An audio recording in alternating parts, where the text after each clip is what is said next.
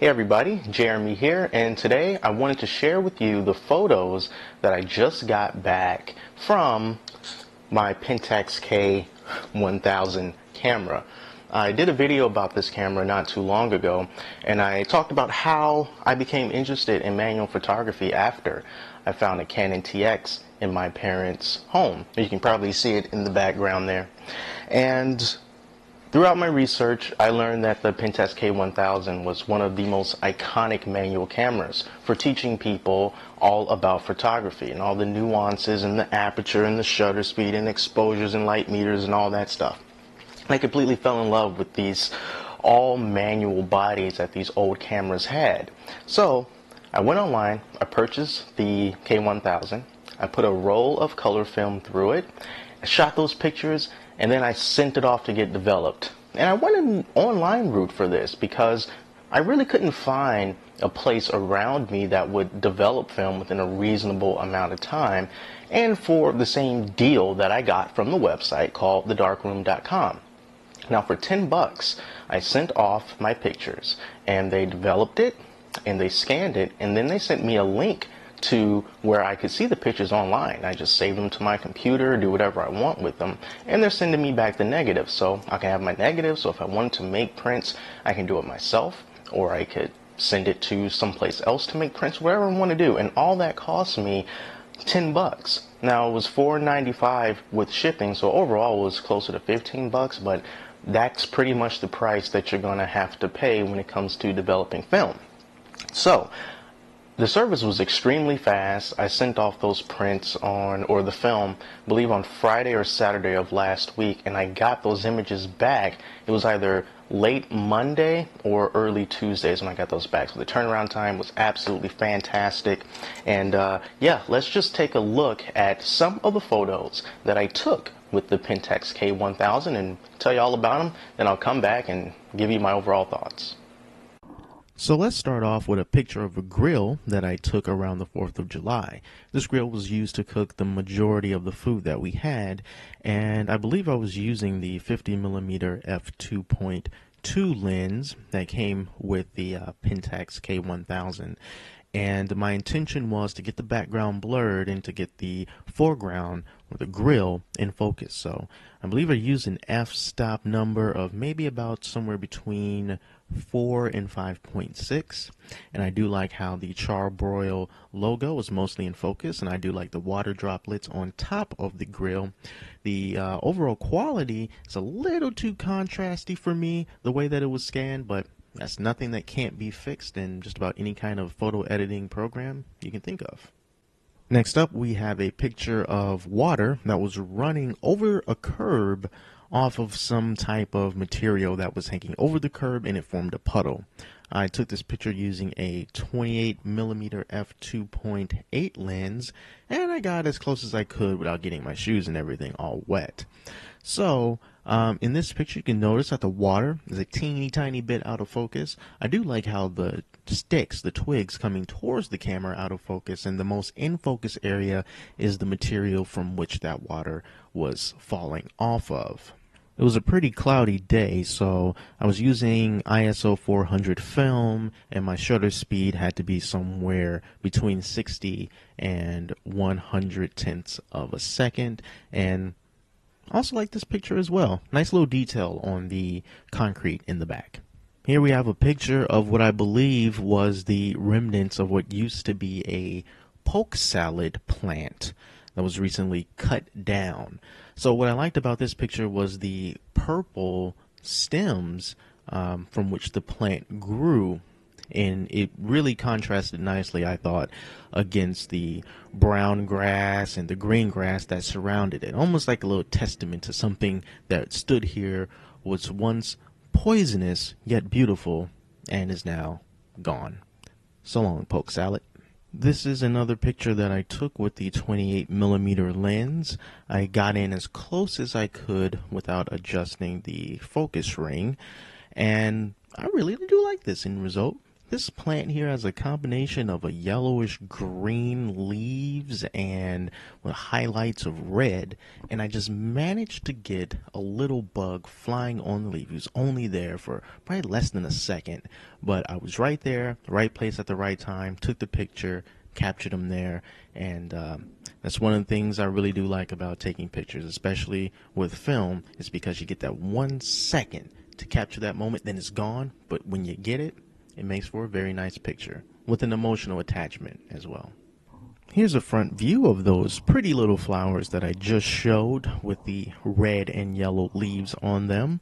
And what I was going for with this picture, as always, was to get the main flowers in the foreground and then just have all the other flowers just blur off the further we went into the background. I was doing this really because I wanted to test how well I could nail the aperture that I was looking for in order to produce a shallow depth of field. And in this photo, I think that was pretty well accomplished. This little toy ball was located maybe about a few feet away from where I took the picture of the water that was dripping into a puddle. I thought it was pretty nice because I was able to get down on both of my knees in order to stretch out to get this picture of the ball in the foreground, and in the background we have all the foliage that is blurred out. I was once again using the 28mm lens with this, and I really do like how I managed to get into focus the little small bumps along the toy ball and the detail along the road there. You can see the gravel and the rocks and how it all just kind of blurs as you get further out into the background. So I guess from a technical standpoint, this is probably one of my favorite pictures out of the entire roll. And finally, let's wrap this up with a wide landscape shot. It was a cloudy, overcast day, and I really just wanted to put this film in the mailbox before the mail person comes, so I just snapped a shot of the trees that surround the house, and I was at f11, I believe, to take this photo, and nothing particularly special about it. I just like the fact that it's in focus. So there you have it. Those were some sample photos that I took with the Pentax K-1000 using a 50mm f2.2 lens. I believe that's as low as it goes. And I also used a 28mm lens as well. Overall, I really liked these pictures, and it really helped me to appreciate everything that photographers had to go through back in the day when they had to take cameras like these and even earlier cameras, and how they had to pick each and every shot that they were going to take. They had to think about it. They had to focus. Once they were dedicated to getting that shot, they had to do all the adjustments, and they had to do this and that just in order to make the thing work. And that's something that we really don't have to experience these days with digital cameras, because the feedback is instantaneous. We take the picture, we can look on the back of the screen, yeah, that wasn't too good, delete, do it again, also bad, delete, delete, delete, until you can get it right. And I love that. I love my digital camera. My digital camera is still going to be the primary way that I take pictures, but I have a profound appreciation for these manual cameras. I can give an example of when I went to a museum, and without even knowing it, I took nearly 100 pictures digitally, and because I could, I had enough space. And when I got home and I looked at all the pictures, it wasn't even a fraction of those pictures that I actually looked at and said, I really like this picture, you know, I'm gonna keep it. You know, the majority of those pictures I could have done without. But in contrast, with the 24 exposures that I got with this manual camera here, I like darn near all of them, because a lot more went into actually taking those photos. You know, I couldn't just point and shoot. It didn't work that way. I had to get the exposures right. I had to get the focus right. I had to get the shutter speed right to avoid camera shake. I really, really appreciate that kind of stuff.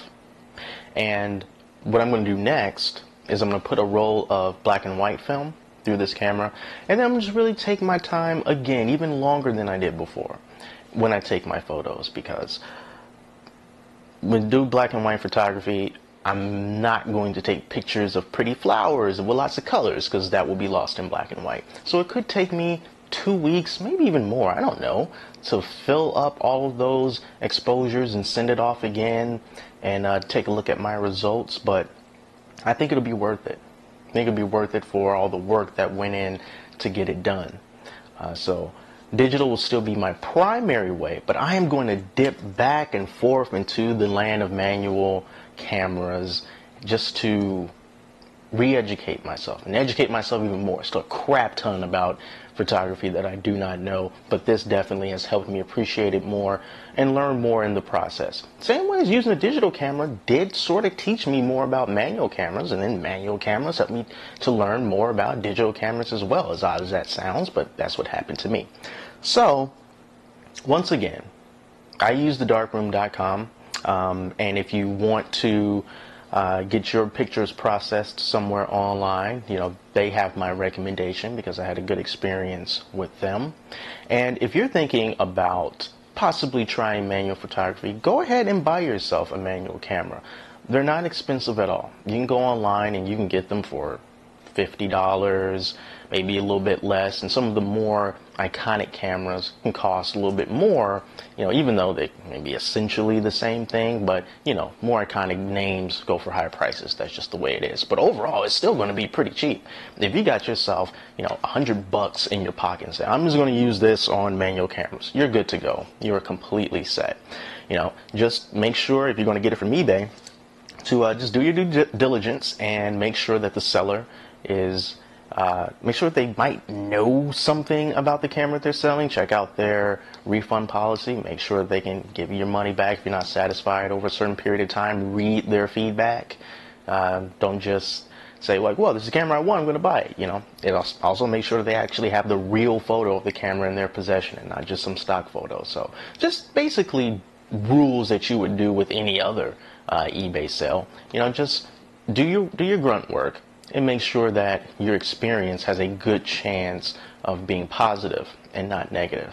So that's all for me. Really enjoying myself with this camera, and when I do take the black and white pictures, I may just come back and show you those as well. So thank you for looking at the video. Until next time, I'm Jeremy, and I'll see you later.